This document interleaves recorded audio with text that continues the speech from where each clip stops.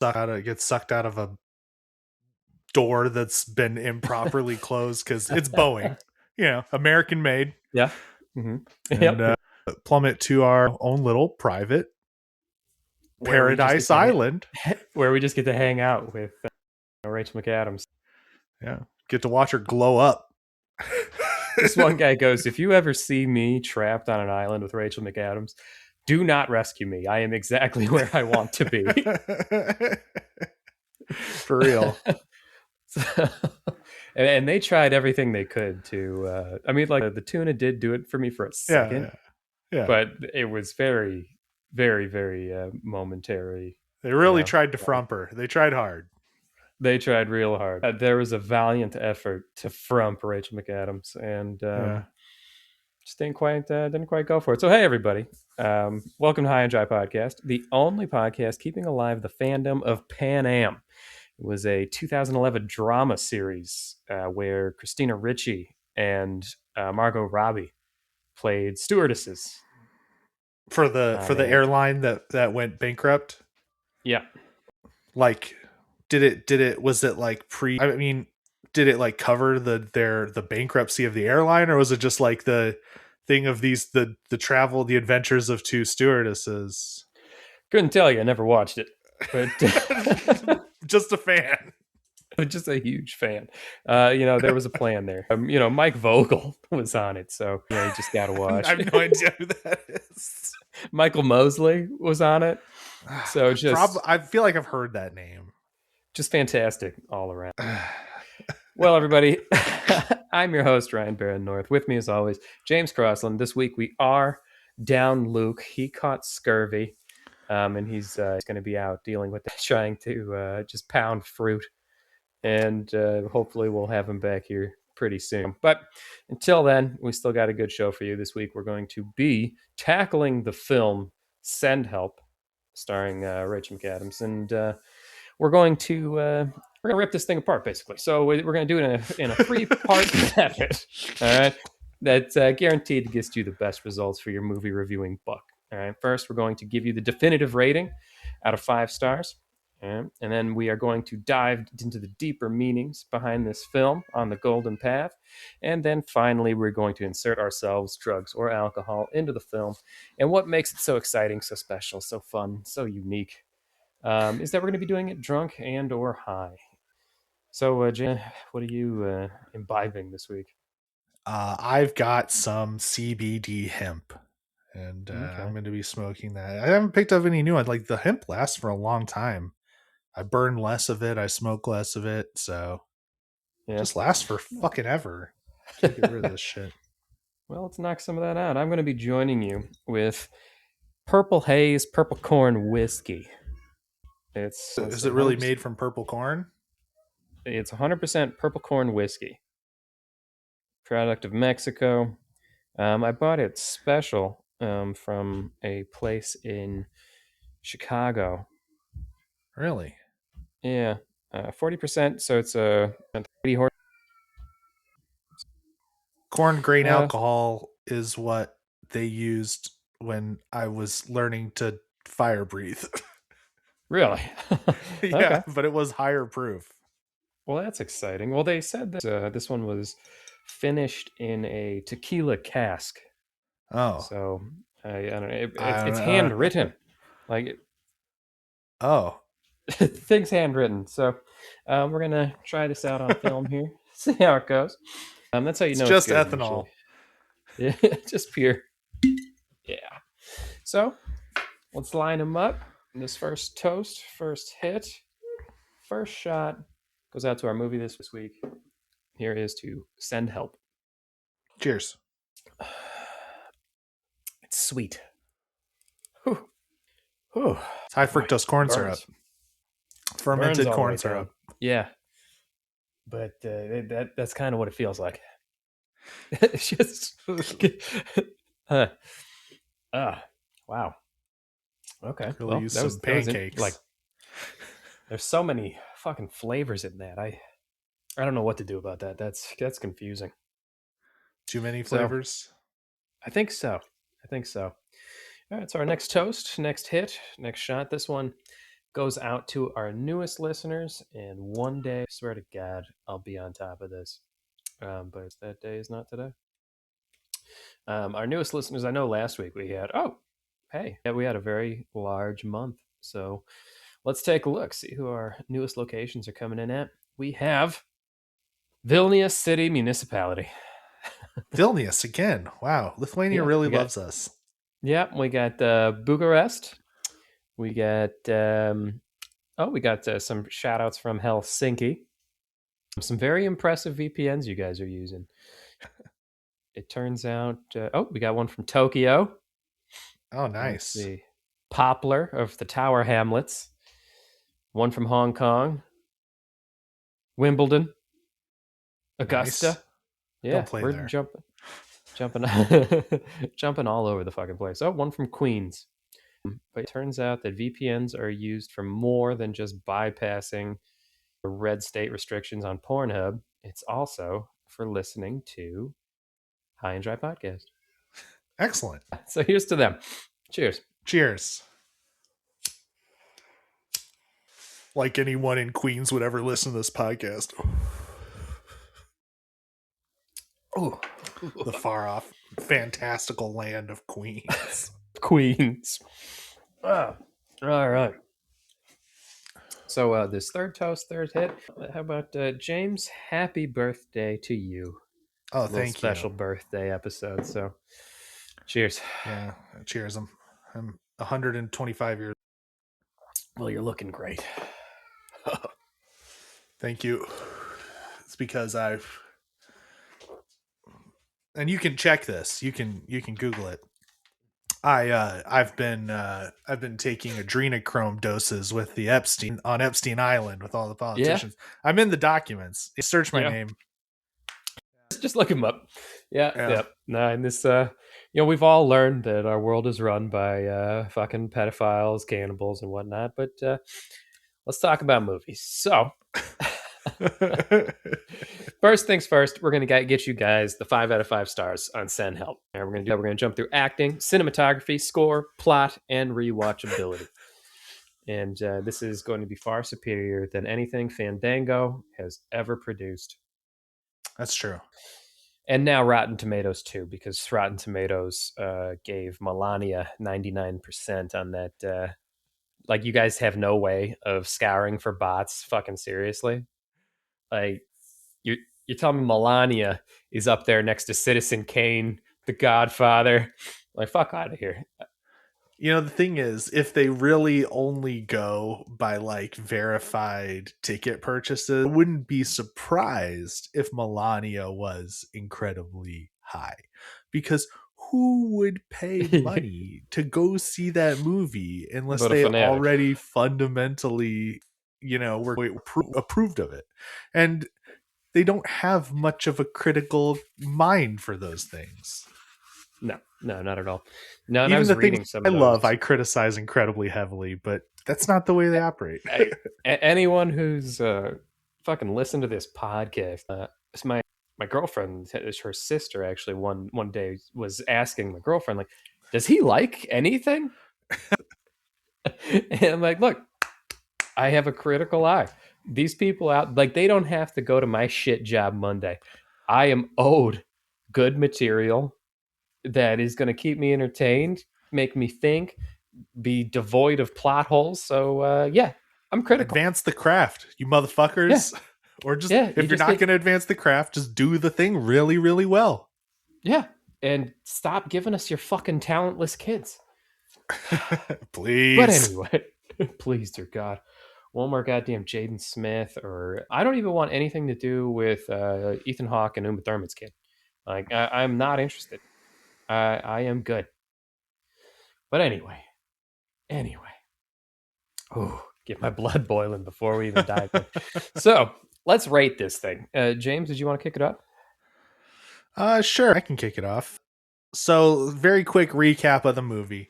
So, the movie starts out in corporate America, somewhere in corporate America, where Rachel McAdams is unappreciated in her job.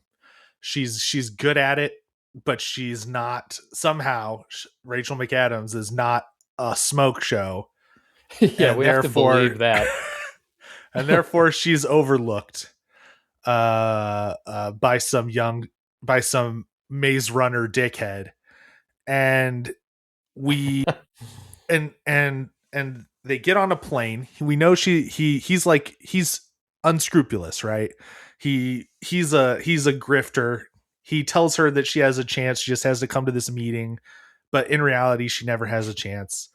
they they're on the plane, and uh they're laughing at her being a survivalist because her videotape application for Survivor, they somehow got a hold of it. He and his frat buddies are laughing at it. Oh, they uh did do a good job at making it feel like I felt the secondhand embarrassment. yeah, They killed it. They killed that. yeah, for real. And then all of a sudden the plane has a malfunction somewhere over, I think they end up saying it's in Thailand, but like somewhere in the uh uh in the Indian Ocean or near there. Um, and we find Rachel McAdams and her boss Maroon on this island, and things ensue where the roles of power are reversed, and and uh, and we get a lot of Sam Raimi esque, because Sam Raimi was the director for this, so we get all of Sam Raimi's bag of tricks as we go through this whole Hmm. horrific ordeal. Uh, Did you notice that Bruce Campbell's portrait was on the wall as the dead father? I missed that. That's Yep. so good. I And totally missed just it. in true Bruce Campbell, machismo grinning in his smoking jacket style. It was right Yeah. there on the back office. Oh, I missed it. I totally Yep. missed it. That's great though. But yeah, so that's the gist of the movie. So for acting, I think that this movie was really well acted. Like Ryan said, the people who were meant to be dicks, they did a really good job of making them fucking hateable. And we Oh did a yeah. really, really good job of relating to the embarrassment of being crushed by corporate America. Rachel McAdams did a really excellent job in showing how crushing that was for her, and then like rising to the occasion and showing how what happens when power roles are reversed, and how like cold and calculating she ended up being. I thought she ended up doing a really amazing job. Oh yeah. I really thought that Dylan O'Brien, Maze Runner boy, as a sniveling, you know, um, sycophant who's always trying to get an advantage. As soon as the opportunity opens up, you can see in his little mind the wheels turning to how he's going to get an advantage, and always thinking Hmm. of himself first and seeing it Not as once learning his fucking lesson. no. I had a And boss just like him. I'll dive into that on the part two, but I know the guy. They're real people. Like the yeah. only fantasy in this whole movie was that Rachel McAdams was supposed to be frumpy. I thought that the acting was really good. I never once disbelieved. I was never once like that didn't make any sense or that was poorly acted or anything. I thought it was all really good. I Mm. don't know if it's like Oscar worthy or not. So I'm going to go like 4.5. I think Okay. 4.5 is about as high as you get without being like, man, I was blown away by the acting. Yeah. Cinematography, like I said, this is a Sam Raimi flick, so we get a lot of really interesting perspective shots. In the boar, like during the boar fight, we Oh get yeah. we get the So Sam Raimi Raimi. we get the Uh-huh. Raimi cam from the boar's point of view, where it's like flying like a necromant. But I What are they also called? appreciated like a friggin' deadite. Yeah, like a deadite through the woods. Yeah. That's how the boar's running across the ground. It's like a But I deadite flying through the woods. appreciated the visceralness. Like at the end of the day, you're killing this pig that wants to kill you. It's not going to be a pleasant experience. Yeah, there's a lot of eye shit. Yeah. Oh my god. Same he loves eye He loves shit. eye shit. He loves Oh yeah. buffalo. Yep. Yes, he did. Even Rachel got her eye fucking bulged. Yeah, yeah. Yeah. Thumb in her eye bulged out. I really loved when she was throwing up into It's Yeah. Dylan's face And then he did it throwing like up 2 into more his times. mouth over and over. They It's kept like doing 30 it. seconds for vomiting into his mouth. It was pretty funny. Um, but yeah, I think the cinematography was really good in that it Raimi uses the camera to show the emotions of the characters, which like feel like it should be bare minimum, right? We're talking about like how we always talk about how movies have advanced over like 100 years, and it's like it should be really obvious where you use the camera to convey the emotions. It matches the emotions of the character. Like when someone is like losing their fucking mind, you do a Dutch angle. When someone is like rethinking if someone is like moving toward the edge of like of betraying their morality and their boundaries, you view them from underneath, like looking down and horrified. He does all that, and it's Yeah. really excellent. No, he's And got his so fundamentals down. yeah, so I'm going to give that 4.5 also for cinematography. It's it's really, it's just so important. It's such an important part of filmmaking that we're so lazy about it nowadays. And a lot of filmmakers just don't do it. Score. I always say I'm going to listen to the score. I never do. 3. That's all. Yep. It did its job. It did its job. It did not give us the new Star Wars theme. We're not going to be sitting here listening You to whistling, Send Help. you whistle and send help. You know it. Plot. Here's where I think there were so many tropes. It was a lot of tropes, and I'm not against using tropes. The thing about it is, the other parts of the movie are what cover the ground. The acting Yeah. covers the ground. The Well, cinematography covers the ground. That's what makes it a better movie when you use all these tropes have a tropes. purpose. Tropes have a purpose. It's to like if it's when you see a trope happening, your audience like, cool, I'm caught up. I don't Yeah, need to spend.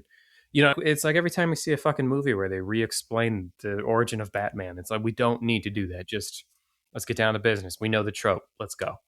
yeah. Montage it. Like Yeah. show us that, and we've got the trope. Um, but yeah, exactly. It's a shorthand for storytelling. Now, if you don't do more past the shorthand, then it kind of, it kind of falls short. Yeah. There were a lot of things in this movie that were tropes. The trapped on an island, the power imbalance already. That's well Yeah. worn territory. I loved Look when back. she said that he should try to smile more. Yes. Yeah, But lots yeah. of good quippy callbacks, Yep. good dialogue. Mm-hmm. But like the trapped on an island, the power imbalance, you could look back to, I mean, there's all kinds of movies. Like desert island movies have been around for 50, 60 years. Oh yeah, for as long as there Another have been movies in desert islands. another recent one would be Triangle of Sadness, which was less of a, it was a horror. It was less of a comedy. Like this had way more comedic elements, I feel. Mm-hmm. Um, but that was another one that's been recent. The as soon as she pointed to the crossed rocks and was like, "Don't go over there," I was like, "Oh, there's fucking civilization. There's some Yep. kind Oh of yeah. Yeah. civilization We right knew right there." away. I But I thought it mean, was she was dealing with an idiot. We were dealing with a nepo. It's like they don't have that. Like, okay, my entire life shit has been fed to me, and if you're not feeding me, that means it's just not there because otherwise you would feed me. So. Mm-hmm. yeah. So I'm trying to think of the plot. So there were a few things in the plot that I felt were turnarounds that I wasn't expecting. Like in the end, where she ended up, toward the climax, where she ended up fucking. They leave us with an unclear whether she killed Dylan's fiance and the boat driver. Like Yeah. we assumed she let them fall, and then later, after like their confrontation, they flash back and she fucking killed them with a Killed them. rock. Yeah, And it was fucking not threw. a watch them fall. It was straight Yeah, up fucking murder. Yeah. Yeah, and that's where it kind of turns for her character, where before we were like, that's it's really bad that she like Mhm. lied about the boat and that she let them die. Like, oof. But then we're like, oh, she took agency and fucking Yeah. straight up murdered them. And then that's Mhm. like where the rest of the movie takes off, is like, oh, she's like a slasher now, Well, where I we feel like treat the that right there is where we're going to find like most of our golden path, and as far as thematics and what that meant. yeah, Because I immediately heard a bunch of arguments about like, oh, women are always crazy, or like nonsense and things damn. like that. And it's like you guys are looking at her from the wrong lens. That's Yeah. not. But we'll get onto that. So Yeah. So I wasn't expecting that, and then it betrayed the slasher trope where she survived, and then she yeah, went off into the world, and then and yeah, I liked that. I liked that switched it up a little bit yeah, at the end there, and so I'm gonna give plot a 4. solid, solid. And then for rewatchability, I'm gonna watch this movie when it comes out again. The Yeah, scene, just to see this, Bruce Campbell. yeah, you got to see the Bruce Campbell, but the scene where Rachel McAdams is like glowing when she's like I'm in my element on this island. She gets to the Yeah, waterfall and she's like she yeah. catches a glimpse of herself and she's like, holy shit, here I'm beautiful. Here I'm like a goddess, you know? It was very calypso. Yeah, yeah. Yeah, that was a good scene. That was a good scene. It was a great scene. Like the movie was really well shot. Yeah, So yeah, so I'm gonna give this a rewatchability. I'm gonna give it a 4. I can see myself hell yeah, watching this a couple more times. definitely, without a doubt. Yeah. So the average of that is 4 for Oh, me. okay. All right. All right. Well, let's see. On my side, so honestly, just overall, I thought this was a fantastic film. Yeah, Well, I also appreciate that all that he did was be a picture, but I'm looking right now at the cast of Send Help just on the Google page, and Bruce yeah. Campbell is number 5.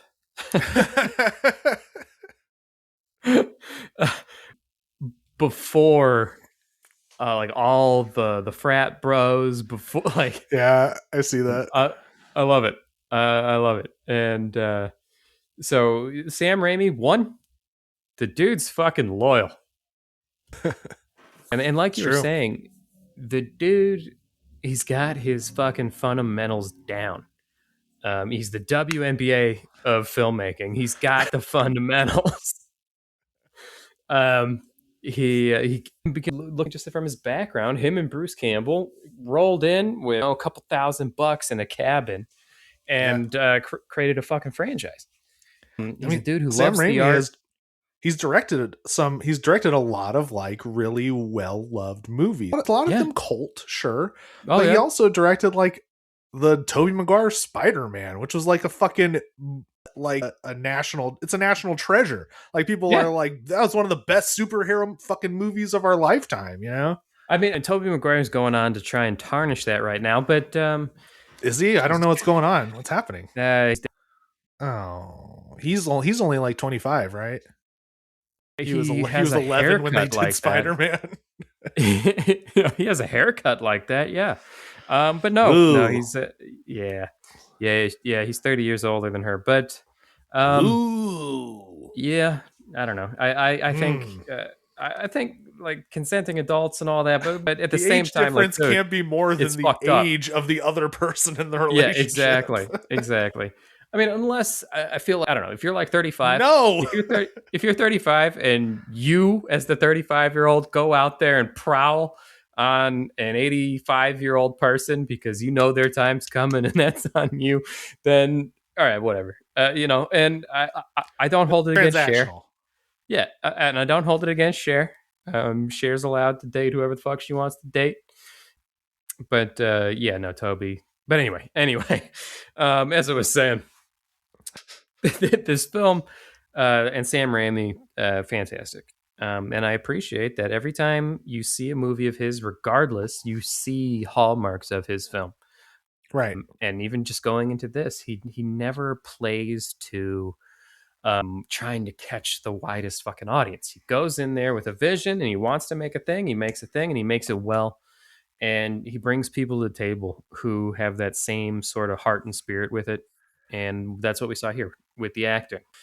Acting across the board, everyone got their assignment and did it well. And thinking of Rachel McAdams' character, there was a scene where she admits that she was married once, Yeah.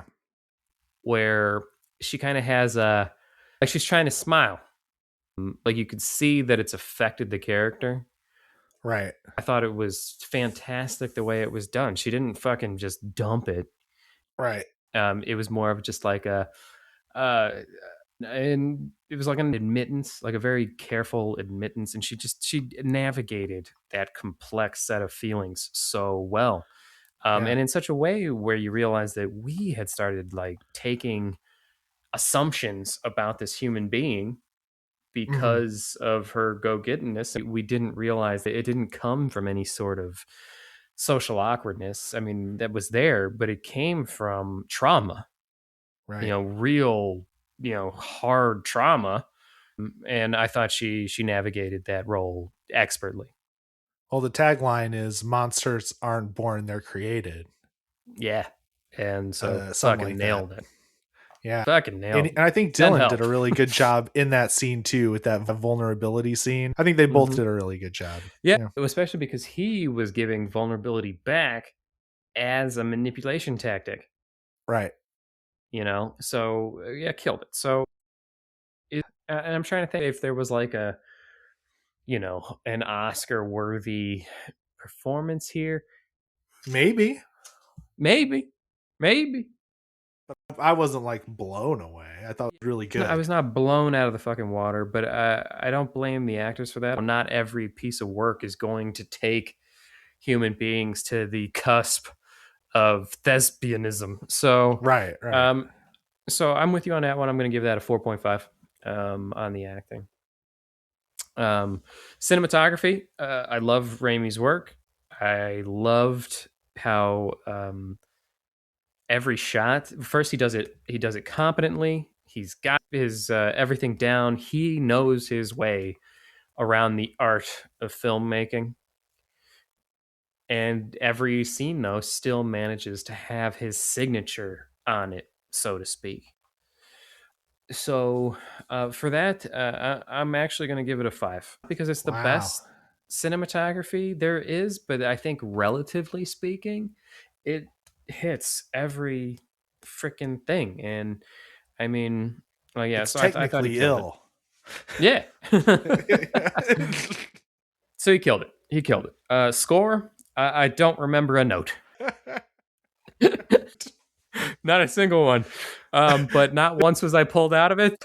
There's some sound editor out there who's like, "Motherfucker." Yeah, he's the guy from Queens. Oh. Yeah, he's the He's like, listener "I from Queens. love you guys. I put it in there just for you. Subliminal messages saying how good High and Dry was." You didn't hear that? And it was not a Jurassic World. Right. Terrible. There was Yeah, where it pulled us out. Yeah. no sudden keyboard solo that was just so out of fucking place that I forgot where Fucking I MIDI was for a moment. music. So terrible. So for that, 3 on the Yeah, that's fair. score. Plot. I feel that the plot took a back seat to what they were trying to say. Right. So the plot was simple. The plot did its job. Yeah. Yeah. So for the plot, I'm going to give it a 4. I'm going to give the plot a 4. And rewatchability, yeah, I'm going to rewatch this as soon as it becomes available. Am I going to purchase it, or am I going to wait for it to come out on streaming? Is the question. I'm trying to. Yeah, it was what, because if I'm going to purchase it the second it comes out, my rewatchability shoots through the roof, and I don't know if that's what I'm going to do. But You got to get it in Dolby. I gotta try. If it's not streaming in Dolby, you got to buy it in Dolby. So I'm definitely going to rewatch it, and I'm probably going to rewatch it again after that. So for that, I'm giving rewatchability a 4. Wow. So let me tabulate. So the average comes out a little over 4. So it's 4 total, 4 stars. The high and dry score, 4. 4. Congratulations, Senhelp. That is It's a good a movie. solid movie. Solid film. Solid It's a film. very good movie. We have movies that I love to watch that come in at a 3. Yeah. Congratulations, Mr. Raimi, Bruce. You guys did it again. It's a big thumbs up. Go see this movie if it's still in theaters near you. Enjoy it. Yeah, I just looked it up. I'm still getting viewings out here in the fucking shithole Midwest, so it's It's out really there. Go see it's it. a really great experience in the theater with other people because there's Mm-hmm. like there's specifically one jump scare where everyone what and then all the fluids spraying around. You had people cringing and there's he's going like the group reactions to the movie are excellent. Yeah, It's a movie to watch in a group for sure. definitely. Well, it's time now to get onto the golden path. It's time to dive into the deeper meanings of this particular piece of cinema. This It's just a 4 out of movie 5. about people trapped on an island. There's nothing here. Yeah, nothing at all. Nothing at all. Nothing. Well, we'll see if that's the case. Let's dive on in. So, that being said, we got to get a little more drunk. We got to get a little more high. So, here's to a solid score 4 out of 5. Cheers. Lovely. If the plot was more, the thing is, they wanted to tell a plot that had already been told essentially, and they wanted to tell it a little harder. And it wasn't revolutionary or anything with the plot. There weren't enough turns that were unexpected. If it had done that, I could see it being a 4.5. Yeah. Well, so what I appreciated about it, and one of the things that I thought that, because my movie theater has a bar, and so obviously I'm rolling out there. I'm chatting up the other moviegoers. The bartender knows me when I roll in. And she was asking. Everybody knows your name. Look, I am the drunken host of High and Dry at a movie theater with a bar. Everybody knows. Everybody's like, "Oh, High and Dry's here! Oh shit! Oh shit!" And I'm getting pictures taken and shit. I'm handing out shot glasses. It's wild. But I'm gonna be listening from Helsinki. I know you are. Because you don't have an ID, and that's how you watch Pornhub. I'm 12. One of the things that the bartender, she had not seen the film yet, and she had brought up that some people came out of it and were disappointed that at the end it turned into a women are crazy film. And I then went in. Yeah, I went in, I watched the film, and no, that's not what that film turned into. No, I didn't think so at all. That wasn't it at all. And when I first left the film with my girlfriend, one of the things that she mentioned was that Rachel McAdams' character was not a good person. And I'm like, that's true. Yeah, for sure. But the film was not about whether she was a good or bad person. The film, she, in my opinion, was the actualization of this douchebag's comeuppance. She was his ideology, which was Finn. Look out for number one. Always fend for yourself. Always get the advantage. She was just better at it at every turn. Mm-hmm. No, so it was not about her becoming a better person or her learning this, that. It was about, well, this is what your ideology looks like, and in your little bubble, you win because you have everything given to you by Bruce Campbell. Right. But when we all do, right? As we all.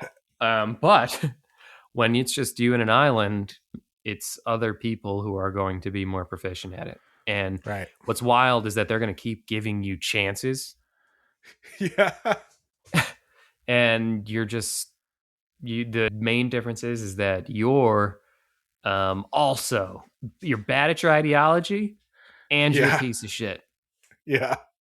And so you're gonna lose. And so this was not about her becoming a better person. This was about his comeuppance, and the wrongs about this system and how fucked up it was. And I do appreciate that Bruce Campbell wanted to make her vice president. He understood.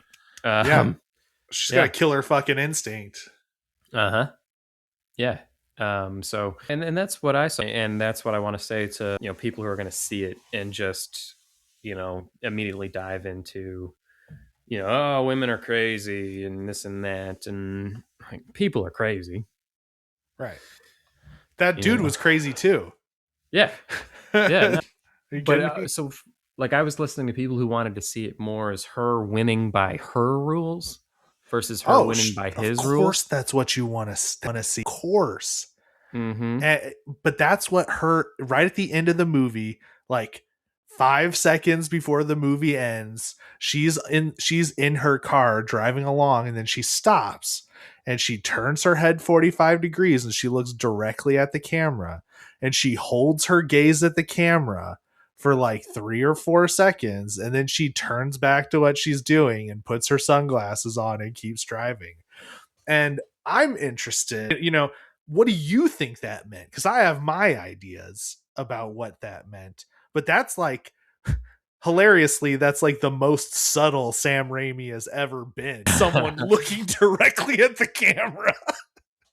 A third break.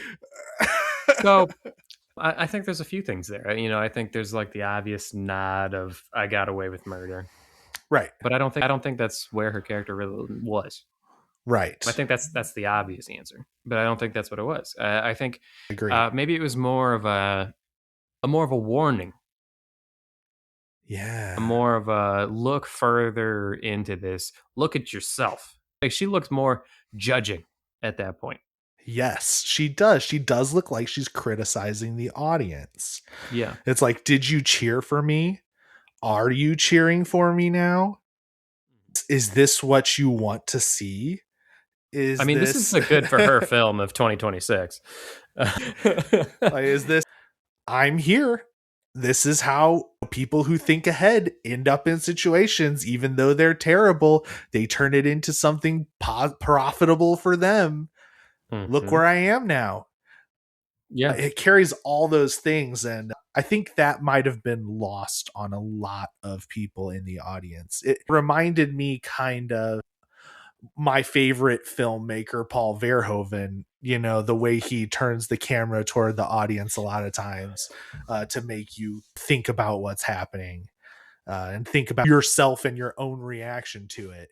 That was the only time in the whole movie I was like, oh shit, this is a movie. Because that's what looking at the camera is meant to do. It stops everything and says, remember, this is a movie. Mm-hmm. That's not the character, that's the actress looking at the camera. You're sitting on the other side, and now you're connected because that's the theater with which we view this media. It's a movie. You're sitting, something is being shown to you, you're interpreting it. And yeah, so great filmmaking. I felt like that had a lot to say, and I feel like a lot of people probably missed it. Oh yeah, yeah, no, and my favorite filmmaker, obviously, David Lynch for his work on 1984 Dune. He is and I feel that really came up in this film. Rachel McAdams' character was definitely the Paul Atreides of this film. Comparing to Paul's. She went into the island.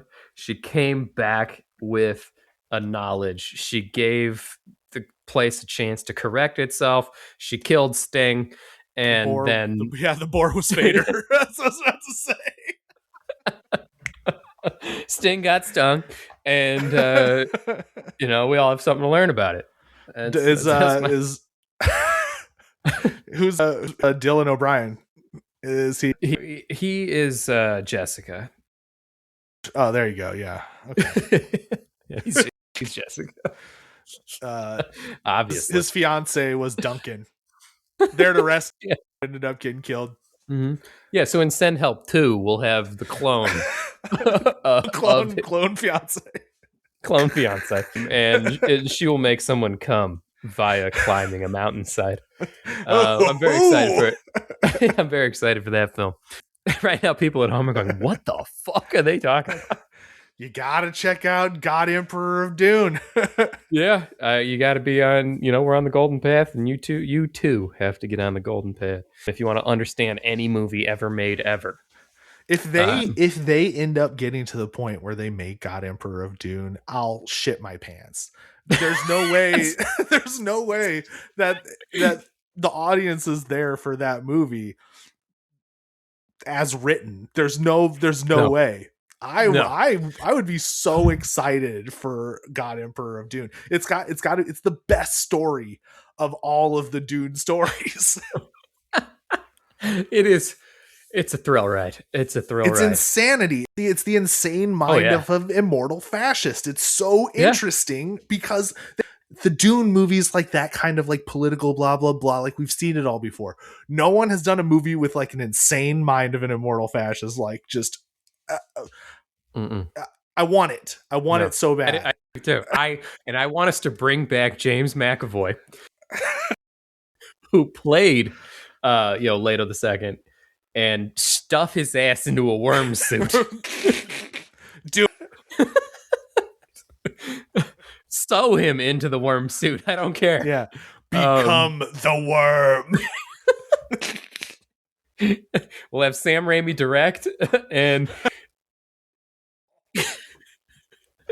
so many juices and like slime when he has her touching his worm body. It's the fucking goo.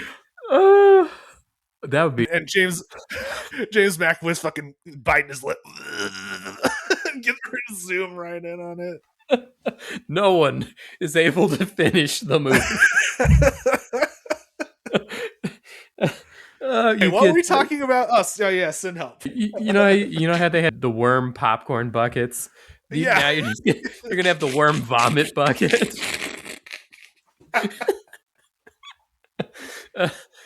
But yeah, send help. Fantastic film.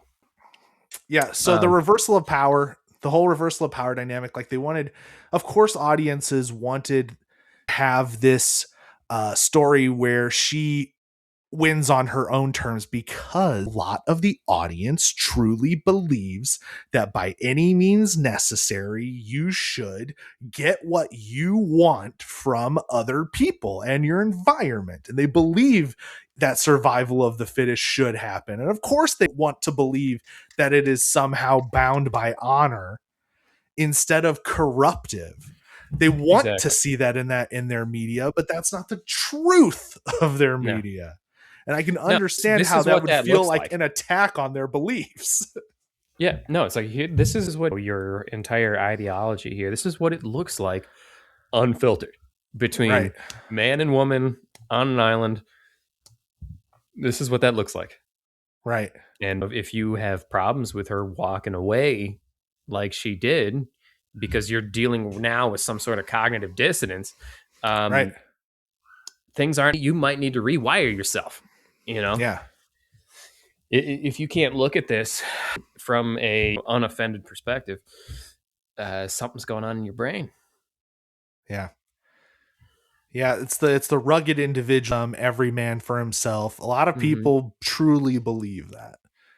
And they have a hard time dealing with something that approaches it blatantly and says it's not good. It takes a great deal of, what's the word? Rationalization. Privilege. Oh, sure. To cling to that sort of belief, especially in a society where not once have you actually had to do that. Yeah. The dude in the movie he clung to it despite needing needing cooperation. He still clung to it and just waited for an opportunity to exploit, to get back into the survival of the fittest, do or die. Well, power before structure. We go to the final point, we did not bring up the castration scene. I thought that was a really great scene. I thought Fantastic. That was an excellent and scene. We didn't see anything, but holy shit, I was gripping the chair and I thought that was going down, like, holy shit. That was I knew it wild. wasn't. I never at any point thought it was real. I No? always knew it was something else. I Okay. never thought it was real.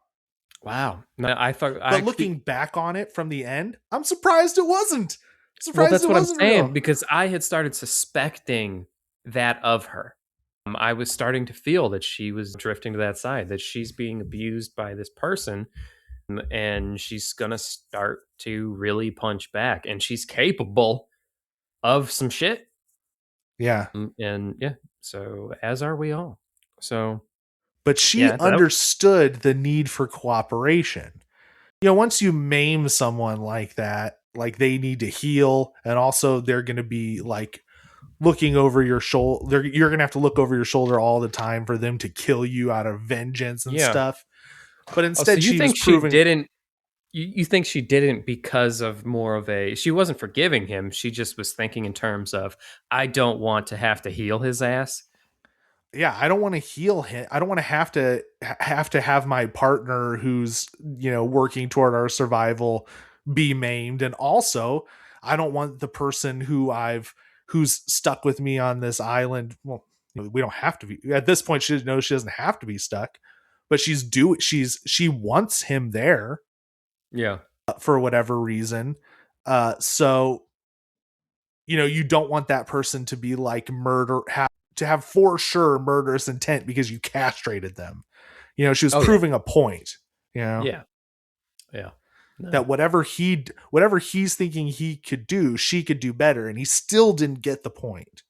Yeah. She's steps ahead. She's always ahead of him in her No. knowledge and skills. I mean, and that's the case of any human being versus any nepo person. It's always Mhm. going to be the case. You just don't have. You have no instincts. They were never created. You're just trash. And that's where I stand on it. So, moving into the third portion of this, it's time to insert ourselves into the film. How, who are you? What happens? How does the film change when the high and dry fellas roll up into this movie? You want to go What goes down? first? Unless you do, I No, you I can go might need some first. inspiration. I could use some Okay, inspiration. I can go first then. Yours are always S- fucking just hilarious. So All right. So, uh, as you know, uh, my wife is a consultant in corporate America. So here's what I think is going to happen: is my wife is Rachel McAdams. The okay. plane crashes. I've been searching everywhere for her, but I never gave up on this one island. And so we're hiking over a ridge. Got my boatman with me, my boat woman. All the genders are reversed. It's I just got a gender swap. my boat woman with me. I I have beautiful black skin. I've got the body of a model. And we're going along this cliff, and some guy who looks like an Adonis is leading me across this ridge. And of course, we slip and fall, and he hits me with a rock. And then the sheriff finds my glow in the dark Lord of the Rings wedding ring on my hand sticking out of the beach. Obviously. Yeah, yeah, and that's the end of the movie for me. It's just I showed up looking for my wife. I got beaten with a rock. Didn't even see her. No. They're just dead. Fantastic. Yeah. So for me, I think the cheap shot is just that I do everything Rachel McAdams says, and we live a wonderful life on this paradise, Yeah, yeah, she's glowing. slowly feeding off of this billionaire who doesn't even see that his shit's missing. Yeah, I mean, But if you had just followed along, she could have done this rise to power afterward together. She had the whole thing oh, yeah, planned out, wrote a book. She became like a star. that would be awesome. But Yeah, I do it think together. that It'd more likely be I would join, because I'm getting ready to, I'm looking for new employment opportunities these days. I'd join corporate America. I'm going to work really hard. I see some fucking Nepo guy taking Nepo it and lady, everything like that. gender Yeah. reversed. Yeah. It's just a gender Gender reverse. reverse. Yeah. And I see them they make fun of me on a plane. They're playing high and dry videos and just fucking ripping them to shreds. But I hit the island. His I bottle of utilize whiskey is less than $75. you pieces of shit. um, like and that's what I yell as I attack them on the plane. You As caused the plane to crash. I caused the plane to crash, and then when I get down there, now that I have no constraints of society or anything of that nature, I am going to make these Nepo piece shits suffer. There's no trying to redeem them. There's no trying to be better. There's no trying to teach a lesson, because I know this human filth can't learn lessons. They weren't raised. Yeah, and you play the most dangerous game on this island. Yeah, and I'm like, all right, so you're all about just fucking brutal selfishness, and you think the strong rise to the top. Well, I'm going to hunt you now, okay? I'm going to kill you. I'm going to bury you on this island, and then I'm going to go to that billionaire's house there, call for help after I have a lovely weekend. And that's going to be do some fishing. Yeah, I'm gonna enjoy probably myself. Got a fishing pole in that house. Yeah, I'm gonna enjoy myself on this island. Surfboard, learn to surf. Yeah. I'm gonna work on my abs a little bit. I'm gonna have see a that good library. Time. That was a nice parlor library. You could sit and read a nice book in a plush chair. Beautiful. Oh yeah. No, and I'm going to find a way. So as I'm leaving and being rescued, I'm going to find a way to burn that mansion down. Right. Of course, and obviously. Pin it on the person that I murdered. And just wipe my hands of that fucking thing, and back I go. That was a plot hole of the movie, unless she burned. That's kind of what I thought, was maybe she burned it down. But that was a plot hole. How did she hide all the evidence of the struggle and the murder? Yeah. Maybe. I don't know. I think I didn't need the answer. She's smart. She's resourceful. She did something, and that's good. She's like a Moriarty. She devolved into a Moriarty. Yeah, exactly. So I'm sure she found a way to, clean her hands of the guilt of that. So yeah, right. So I'd be like, no, you're not learning a lesson. You're just being punished. This island is your punishment. All right. There's no lesson to be learned. This is hell, and I'm welcome. I'm your demon. Yeah, and I'm your demon. So rest up, because once that leg is fixed, I'm hunting you like an animal. So buckle up. You come back from a hike glowing, glistening, just glowing. I'm thriving out here. Little bleached streaks in your hair now, and you're like, you're smiling. I'm having a great time. How's that leg? Is today the day? Okay, we'll try tomorrow. Weight on it. Let's see how it looks. A little weight on it. Do it now. Here's your daily unseasoned tilapia. Hopefully that helps you get better. I'm gonna go back to the wound. Rub that on the wound. Nothing like tilapia for open wounds. Don't worry, it's sushi grade. So you'll be fine. People, tilapia is never sushi grade. Tilapia is a river fish. Don't ever eat it raw. He doesn't know that. He's had everything given to him. So there you go. Have some tilapia, you piece of shit. Well, so there you have it, folks. Send help. 4 out of 5. Fantastic film. Have some tilapia, you piece of shit. Thank you all for listening. I'm your host, Ryan Bear North. With me, as always, James Crossland. We'll see the return of Luke after he gets over his bout with gout, and we will see you all next time. Bye. Bye.